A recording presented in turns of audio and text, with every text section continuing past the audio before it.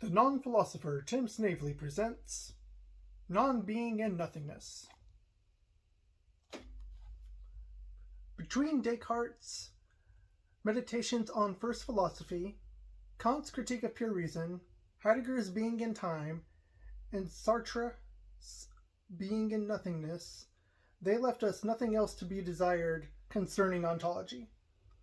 The metaphysical inquiry into the fundamental nature of being and existence has been several centuries in the making, with no major negations made towards I think therefore I am, a priori concepts, and being in itself that didn't sound like complete nonsense. Their reasoning was sound, and these forms of knowledge have been nearly universally accepted by those with the intellect and patience to endure the intricacies behind such works. But then this Snavely guy emerged onto the scene and used his skills as a master negator to obliterate everything to the point of non-being, with sophistries that somehow made more sense than these philosophical giants. Couldn't thinking just be a retroactive phenomenon attributed to energy and action, implying that no thought was ever had to begin with? Wouldn't the removal of the senses used to justify pure reason classify pure reason under the same category of non-sense? And if being is in itself, wouldn't that mean there are two beings? These questions and more are answered within the confines of this relatively short, witty, and absurd book, primarily with the novel idea of a quantum vacuum bit of energy in a stationary superposition being a probable source of being for everything in the world alongside us in human reality. Not a Dr. Tim Snavely is an optimistic nihilist and an agnostic existentialist who wrote this book in Fayetteville, Arkansas in 2022 while working as a night shift mental health technician at a nearby hospital. He holds a doctorate in nothing, a bachelor's in psychology, and enough knowledge about philosophy to know that he made the right choice in maintaining his status as a non-philosopher. His other work is called The Gospel of Zilchanata, and more witty content is on the way. He was last seen biking by a particularly suicidal baby turtle who probably still thinks it is a good idea to stand in the middle of the bike path. All right. Let's get into it then.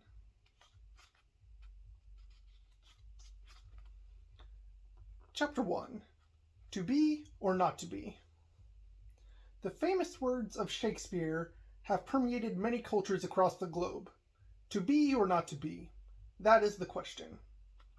This is the question that hits at the very core of existential angst, if we indeed go about asking why our perceptions of existence require further explanation. Or we at least assume questions of continuing to be or not are central to an angsty being. The question does a nice job of reducing existence down to a pleasurable dichotomy of being and not being. But what does it mean to be? And can we ever truly enter a mode of not being? Or rather, what exactly has ceased to be among those who choose or are otherwise forced into the state of not to be? To what extent are imaginary beings being? And can we truly equivocate not being with non-being? I will let you be the judge as if I had any other choice in the matter. Unfortunately, we will not be able to trudge through these questions without referencing several different philosophical thinkers who have preceded me, nor will I be able to ignore a few circular presuppositions to reach any definitive existential conclusions, which will be made apparent in due time. So what exactly does it mean to be? To be is to currently be being, and to be being currently is to exist now, in time. These are built into the syntax of the language, at least for English. Martin Heidegger wrote a hefty and unnecessarily long book on the subject in German, but I'll cover him later. To make this obvious, and to expose the simplicity of the central theme behind being in time, let us, like children, ask what it means to jump, which is a secondary mode of being that presupposes the being of the entity performing the jump, and the being of the object or subject being repelled. To jump requires energy on the part of the entity performing the jump, right? And to jump can be said to mean to repel one's being off a thing with enough energy to remove the being from the thing with some relative indication of vertical momentum. Time is already riddled into the definition of the action, into the jump itself. When E equals mc squared is dimensionalized, it is mass multiplied by length squared divided by time squared. Therefore, it is impossible to jump off of anything, object or subject, without going through time. And jumping makes this time connection even more obvious, since a being cannot be in the process of jumping without taking the time to be doing it. The suffix ing connects the verb to a sequence of times for the action to happen, regardless if a thing was jumping, is jumping, will be jumping, or some combination of these three. Not only that, all verbs require and describe some mode of action, and action requires energy, and energy requires time.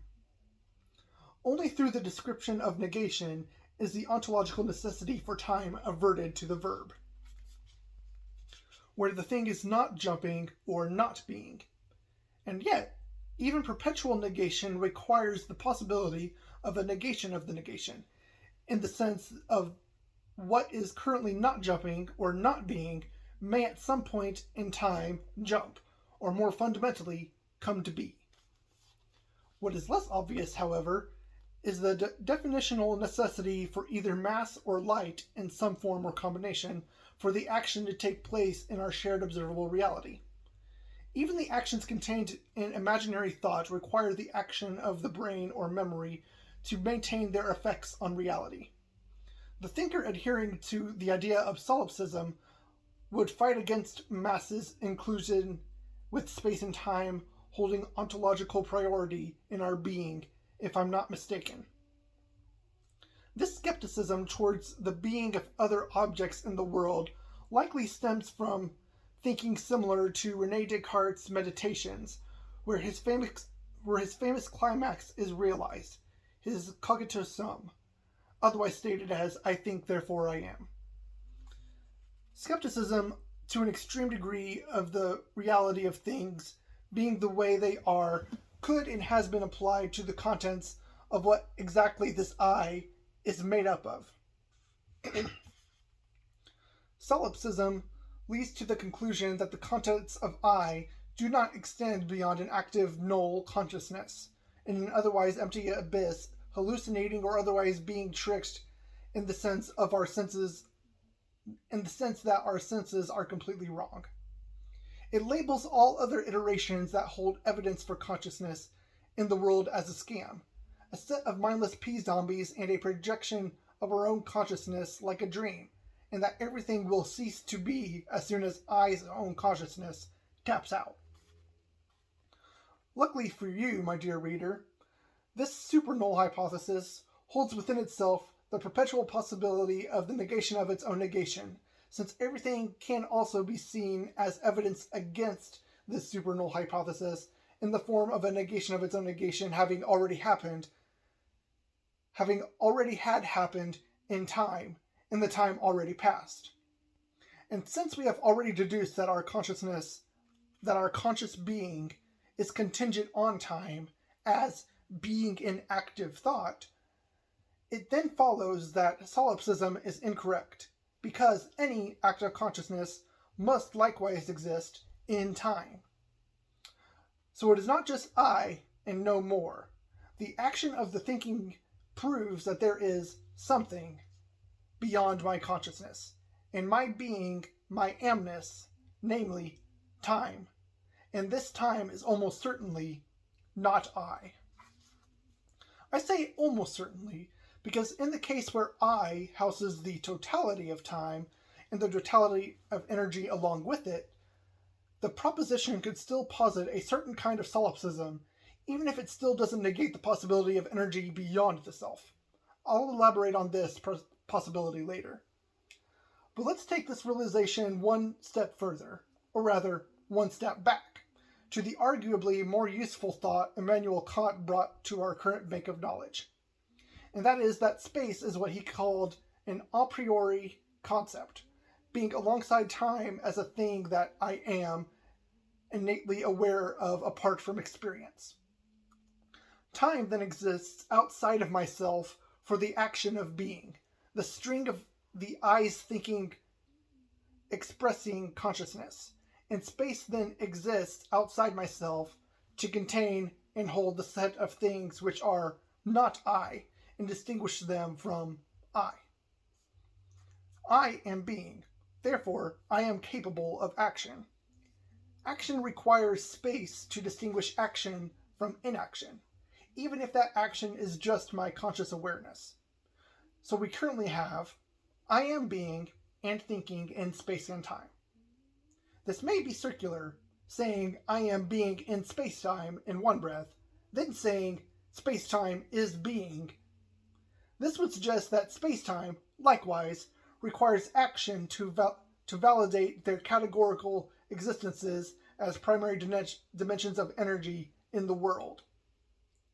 One could posit that what was first discovered a posteriori, namely, dark energy's manifestation as the expansion of space-time, has now been deduced to be a thing consistent with reality a priori, as a fundamental action of the world where I am. Cool, I guess. Space-time is being, to hold the being that is I, who is thinking. Therefore, my thoughts are in action, and space-time is in action. Maybe. At this point, I question if mass or electromagnetism truly are necessary, since vacuum energy perhaps could maintain an abysmal consciousness within a space-time that exists itself in its own meta-space-time, so that the space-time that is being can be in action. But in order for this meta-space-time to be included amongst the beings that be, the meta-space-time must likewise be in action. This, in turn, would lead us to not just an infinite regression of first causes, but first spaces as well. Causality and time are either equivalent or indistinguishable when observed in isolation, because just as time is needed for causally linked actions to occur, so does causality itself reveal how the actions are manifested in time. Chapter 2. A non-being space-time in action. To break the infinite regression of first space-times, as well as paradoxically continue it, we require nothing to stop it. A non-being space-time in action, as absurd as the notion sounds. So if we imagine nothing, perfect absolute nothingness, we can now count the set of things in this first space-time that is being. Clearly, there is not a single thing being, so there is not a single thing to write down. But wait a second. There is yet nothing being. So we write down that one solitary being in this perfect first space-time. Nothing. This is the non-being at the crux of the paradox of existence, beyond which we can go no further. But to go further still, the meta-space-time which contains the first non-being, we can be sure this particular meta-space-time is not being in any sense of the word, because nothing doesn't need to move to perform the action of splitting its singular and whole non-being. Nothing happened to the non-existent non-being, because the whole non-being was, and is, and will continue to be, already split. If that sounds like nonsense, it was merely a sophist's way of saying 0 divided by 1 is equal to 0 divided by 2. Keep that in mind as you continue reading. So, since the only necessary action needed to kick off everything that is not nothing can always be observed to have already happened, the first non-being, therefore, doesn't require its own meta-spacetime, since the action in question can likewise be observed to have already happened within it. It does not matter if we ourselves are within the largest within the largest space-time, only surrounded by the non-being, or within the smallest space-time within all other space-times that are also being. We are all destined for nothingness, which represents this thing in itself philosophers apparently love talking about. What I meant by destined for nothingness is entropy increasing through time until all beings that will ever come to be has ceased to be. Once all the mass electric energy deteriorates via maximum dissipation into the far reaches of the perfect vacuum, time and space will shortly thereafter cease to have any intelligible meaning to their being, since their meaning of being are construed and made relative to the other objects within their being. Once all the things that can be or otherwise be self-aware have become non-existent, space-time's being will also cease their being to make way and transition into a state of non-being. Or rather, become the next otherwise empty metaspace-time to be the next non-being that will be immobile to do anything, save for appearing to be split as well. The first non-being cannot think about its own non-being, since it is not within its own metaspace-time to perform active thoughts. But, hypothetically, non-first non-beings could subsequently think. At least it does not contradict. These subsequent non-beings would, like a traditional solipsist, be aware of what is going on within themselves, since they would be free to think within their own meta space-time that endured after the last set of everything perished. It would work just as well if these non-beings lacked self-awareness, like the first non-being, simply being inside the dead carcasses of space-times past. Or as Heidegger may have put it, being in a space-time that is merely present at hand, but no longer ready to hand for anything. But I should digress away from these non-falsifiable statements that have no bearing on our current state of being. But I should say that although mass and electromagnetism do not bear any ontological necessity for the I's thinking consciousness, since vacuum energy could instigate the actions necessary for the simulated consciousness awareness, for a simulated conscious awareness, our current state of consciousness being a non-being, and beings that represent a negation of the negation, do vehemently necessitate the mass electric existentially to keep, existing. So a testament for us to collectively be a sincere negation of the negation is your continued awareness during my sleep, and while I'm still alive, my awareness during yours. If you are reading this after I die, then congratulations! Our existence is sincere. Well, not mine anymore, in your time in the future. Zilch, damn it! But yours certainly is, seeing that the quality of your thoughts is now, in my future, sharing in the thoughts of a dead man. But Tim, it could still be an illusion of my own making. It could still be a false negation, and nothing has been negated beyond your belief in a sincere negation. Listen here, you hypothetical solipsist. Either nothing is real, or nothing is really and sincerely negated at the moment. And seeing that you are now thinking in action, either you are a non-being and a god, holding within yourself the totality of energy, or you, in your being, conquered God in your active negation of their negation. You can go your own way. You decide which is better. Will the will of Nil be fulfilled in you? Zilch no. Not if I, the non-prophet and the non-philosopher, can help it. Don't lose yourself in thinking that you are all that exists, my dear Null. You need space and time to think. You are not, no, you are incapable of being nobody, the nothing whole, exactly because you are capable of thought. So humble yourselves, because God is dead, and you are not dead. Therefore, live in both pride and horror at your successful negation of the great negation in the sky. This brings to mind another flaw of presupposing an infinite God of somethingness. egos, in the place of the non-being, also named here as nobody. In many theist traditions, God is claimed to be simultaneously omnipresent and eternal, as well as being spaceless and timeless, or otherwise beyond space-time. We have already deduced how a thinking being requires space and time to be an active thought. So if an egos is being, the demonstrability of its thoughts should be represented within the finitude of all else that is being. But Tim, his thoughts are higher than your thoughts. His ways are higher than your ways. Ah, but here's the thing, you hypothetical theist. We can represent the thoughts of the infinite God with math equations and word structures.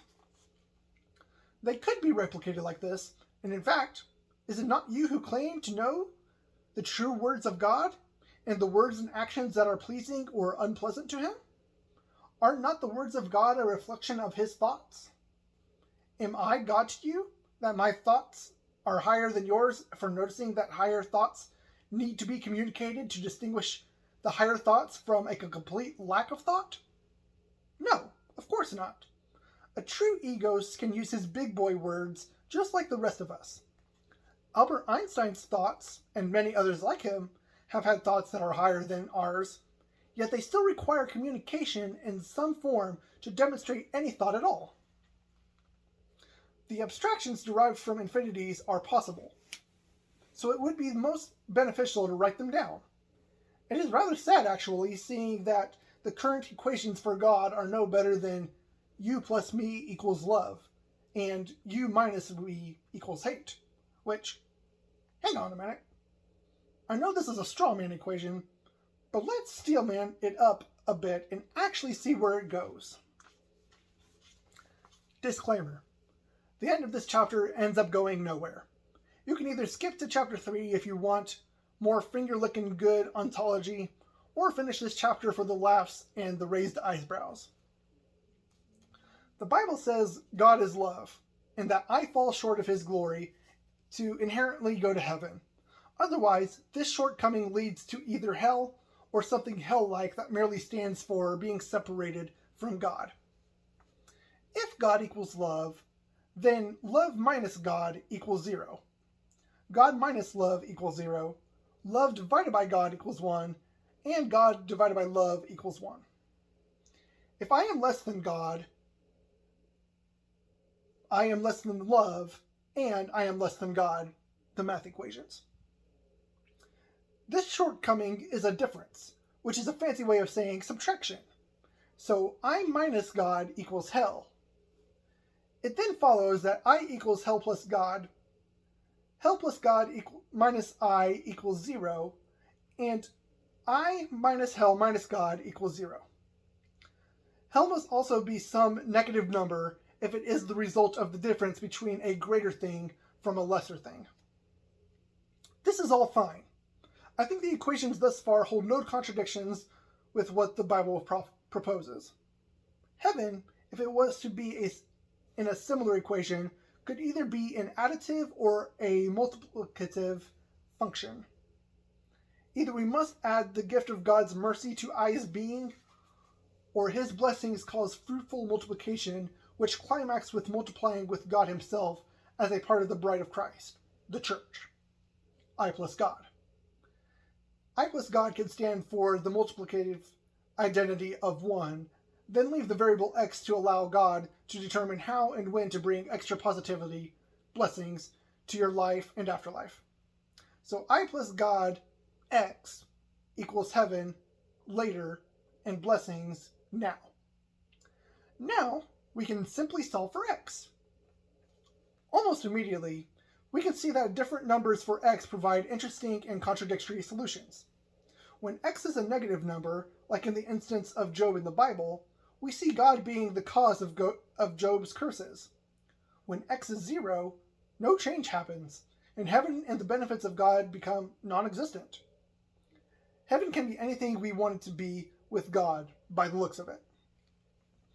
But let's assume the baseline when x equals 1, and the equation for salvation and the blessings of God are as simple as I plus God equals heaven, which is a standard gospel message. Just believe in God, receive Jesus, and heaven's gate is certain for you to see one day. Add God to yourself and you will be saved. If I plus God equals heaven, then I equals heaven minus God, heaven minus God minus I equals 0, and I plus God minus heaven equals 0. Here is where the real madness begins. Given all of the assumptions above, which again are consistent with biblical proposals, I minus hell minus God equals I plus God minus heaven. The i's cancel out, and the two gods can combine, and the negative hell and heaven can be added to both sides to make the truth of Christianity say, 2 God plus hell equals heaven. 2 gods and hell is heaven. Seems legit.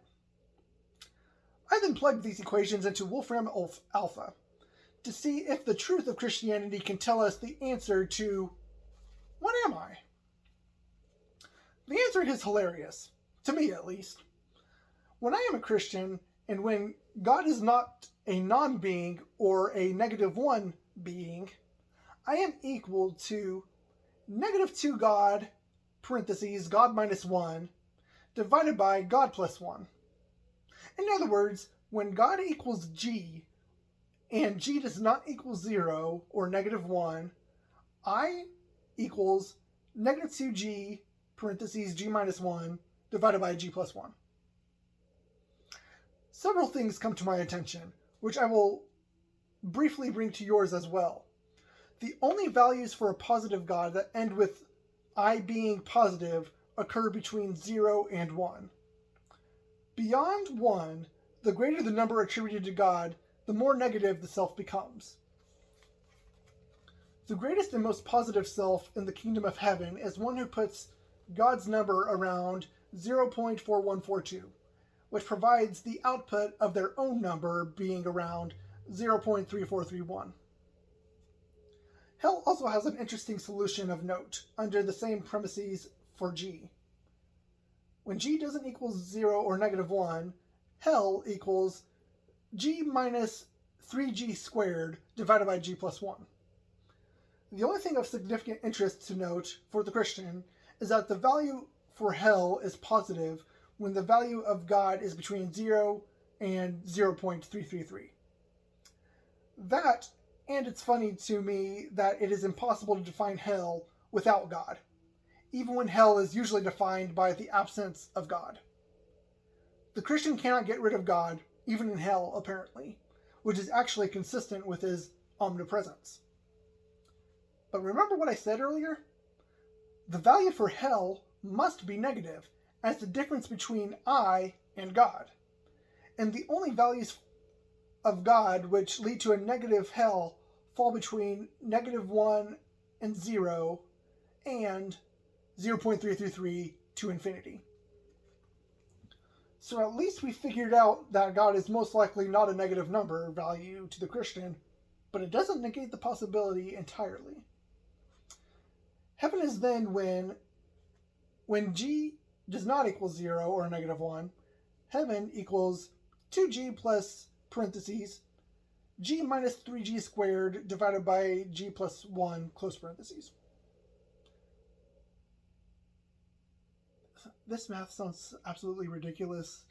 Just coming, just with it as an audiobook, like legit. This is why you should probably just forget it. So many puns and shit. Also. Anyways, ultimately, it doesn't matter since G cannot be pinned down to any function or value in itself, other than the value ranges expressed in the previous paragraph.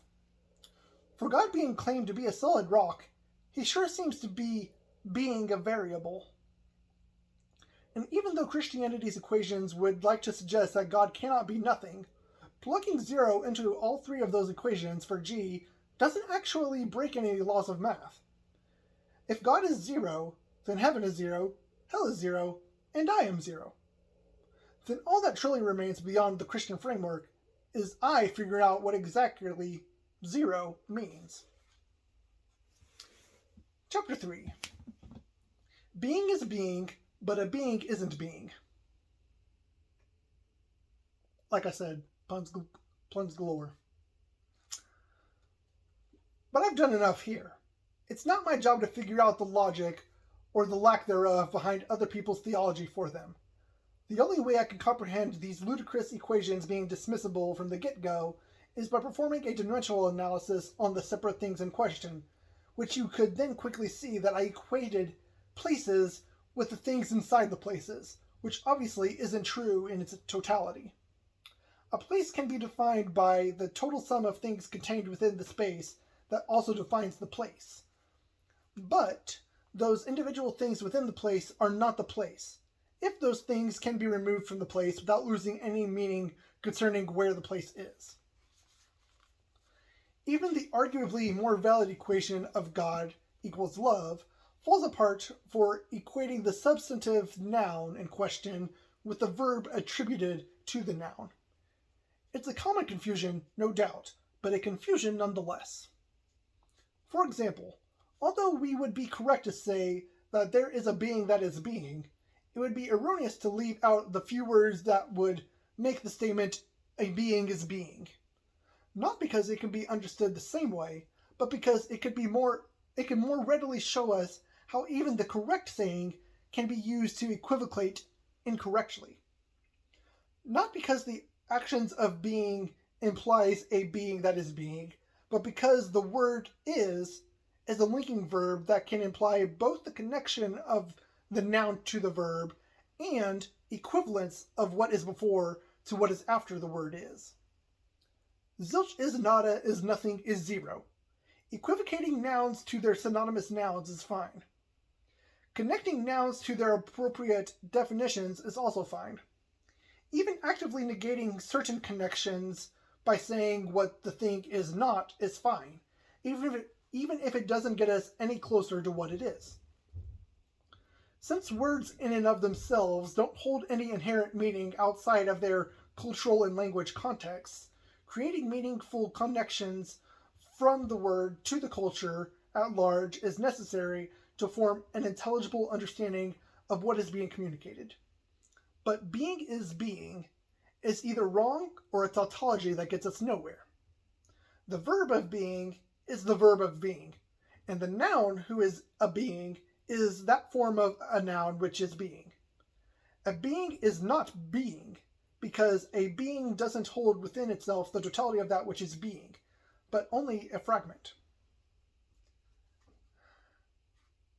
Really need to just buy the book because there's so many. There's 3 different kinds of beings in this book. I guess I'll get to that in a little bit, but right now it just sounds like nonsense if you're just listening to it. A being is not being because a being doesn't hold within itself the totality of that which is being, but only a fragment. Yeah, I just said that.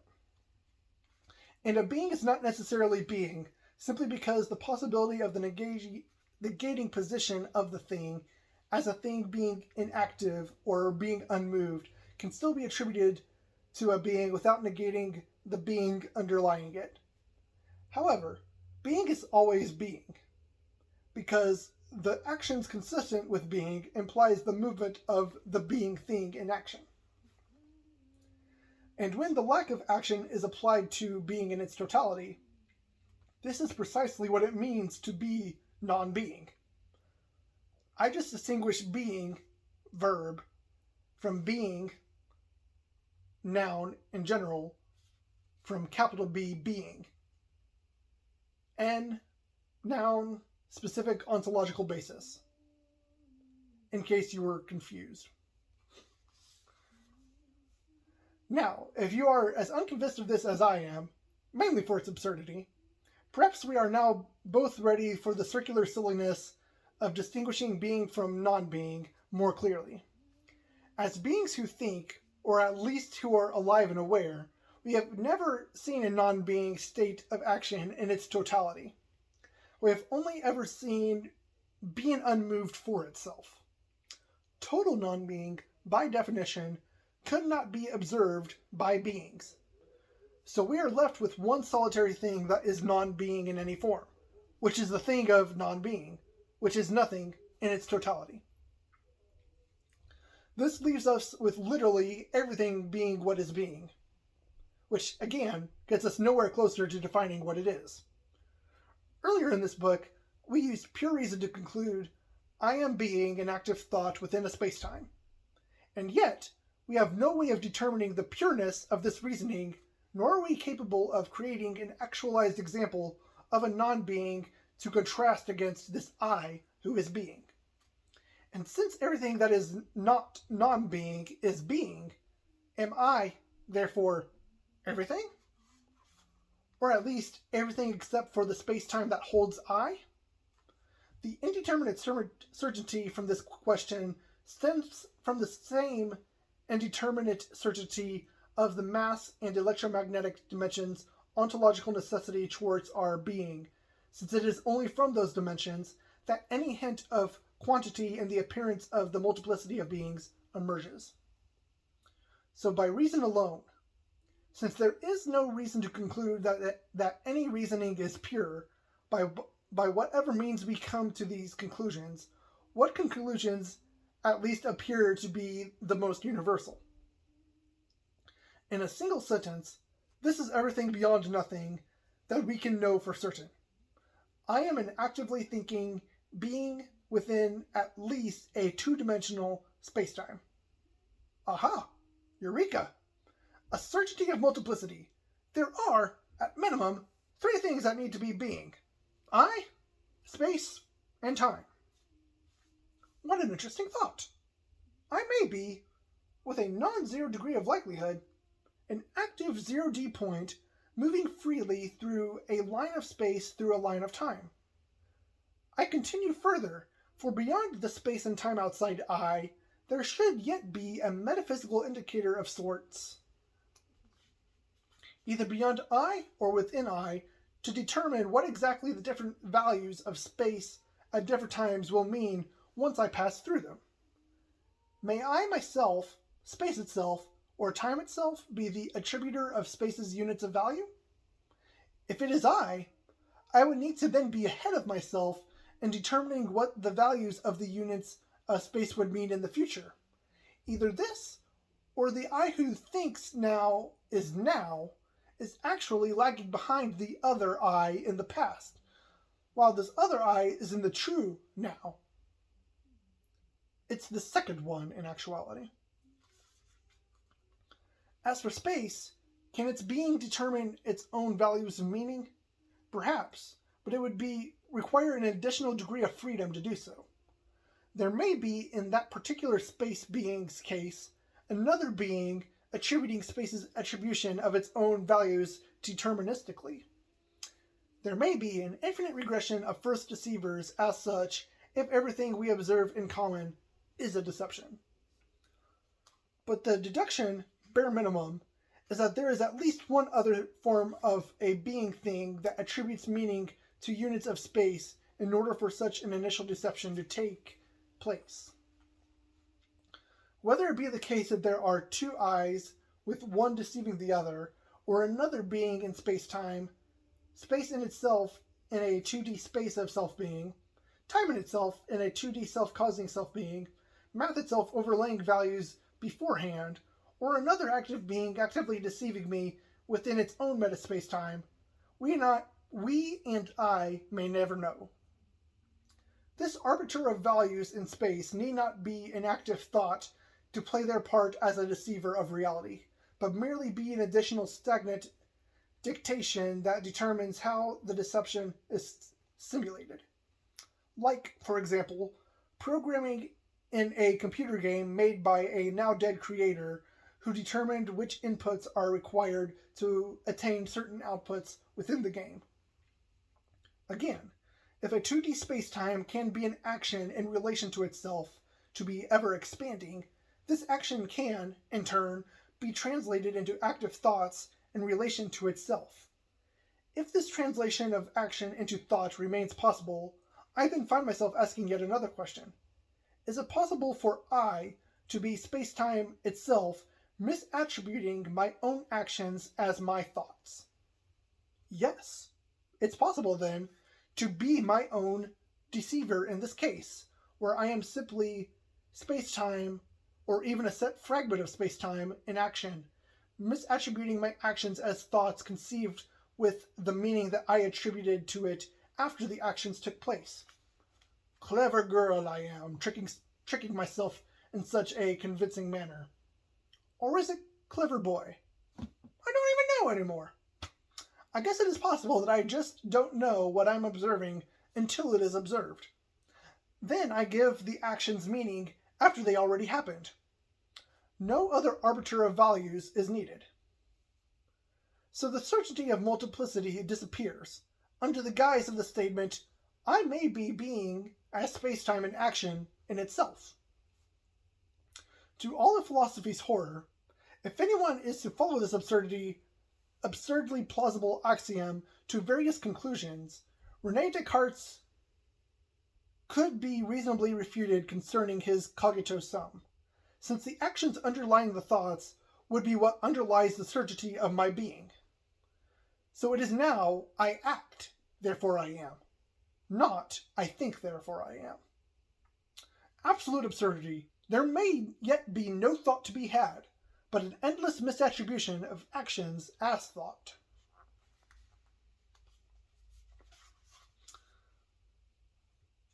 Chapter 4. What follows from I am not the totality? What else is there to meditate on? Being's meaning can be summarized by the totality of actions performed. Non-being is the totality of inaction. Shakespeare's not to be is the yearning to cease action whilst still in action as a possible negation of the capital N negation. Shall we trudge through the venture of the state of being for imaginary beings? Yes, we shall, for active thought may yet be revived with certainty, or maybe not. In the mildly silly self-deceiver, I am merely an active space-time scenario, nothing significantly changes. It just goes one level deeper. Just as I could misattribute my actions as thought, so too could I attribute these thoughts with phantom actions that were never performed in the first place. I could say, oh, I could have acted in that way at that time. I shall now correct my error. But the act of acting that way at that time shall never change, since that time has already passed. That much is certain. But the very actions of reflecting on your own thoughts are only ever being an active thought, which again is at least possibly a misattribution of our actions. You may even imagine an imaginary being having thoughts of their own. It doesn't matter. They, as long as in all imaginary thoughts, can be placed right alongside real objective things as misattributions of your actions.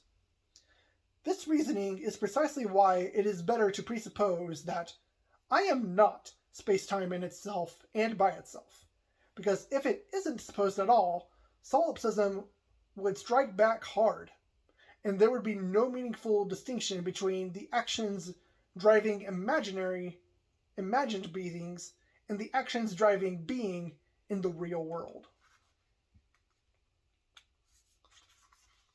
So even while we grant the aforementioned possibility of misattributing actions as thought, we can better distinguish the inner world of thought, reason, imagination, and subject from the outer world of our objectively shared reality, comprised of energy, if we don't. So instead, I'd rather err on the side of the more reasonable presupposition that the totality of energy underlying all that is observed to be being is genuine, which implies that my entity within mass electric spacetime is reasonably close to as it appears, due to the entity's dependence on this same genuine energy. With only those two presuppositions acknowledged and shared, our collective a posteriori knowledge found in the scientific method can again make reasonable sense, and help distinguish our being in action that affects the objective world with our being an active thought that only affects our inner subjective world, even if those thoughts often later motivate us towards certain actions. So let's ask again, with those two reasonable presuppositions of energy genuinely underlying that which appears to be being, and I am not the totality of energy, what is the nature of being for imaginary beings? This provides us with a more reasonable answer. The extent of their being is contingent on our neural network's ability to create or otherwise comprehend their character being in the world. Our understanding, our contemplations are the extent that these imaginary beings are being in the world alongside us in human reality. Beyond this, they are being in the art, existing in their worlds as the pictures, sounds, textures, and other sensory phenomena attributed to them by our inner subjects. But beyond that, nothing is connecting these imaginary beings to our shared human reality, as Jean-Paul Sartre would say.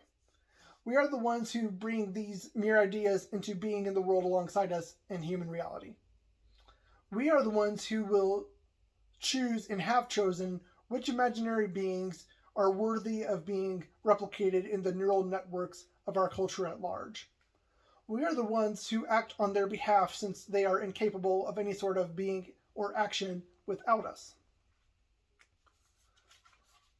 Our actions are what bring imaginary beings into being. For religion, our actions are what bring our fictitious beliefs to life, even if it would be better if they remained dead. For politics, our actions are what turn our common disgruntled opinions into either reform or revolution, even if such actions may accelerate us to a state of being dead. For science, likewise, our reasonably held true beliefs, backed by replicatable methodologies, can only be brought into being by our actions. If the extraneous actions are minimal for seekers of the truth, as is common for adherers to world peace, then the over-the-top actions of liars and charlatans will snuff out the efficacy of the truth. Like magicians, they are masters of misdirection. Pardon my own tangential misdirection, but why do you think comedians are so successful? They start with a baseline expectation, be it a story, observation, joke format, or form of presentation. Then they hit you with the punchline, holding the unexpected truth hidden within the scenario. Comedians lead you with the carrot, then hit you with the stick of truth.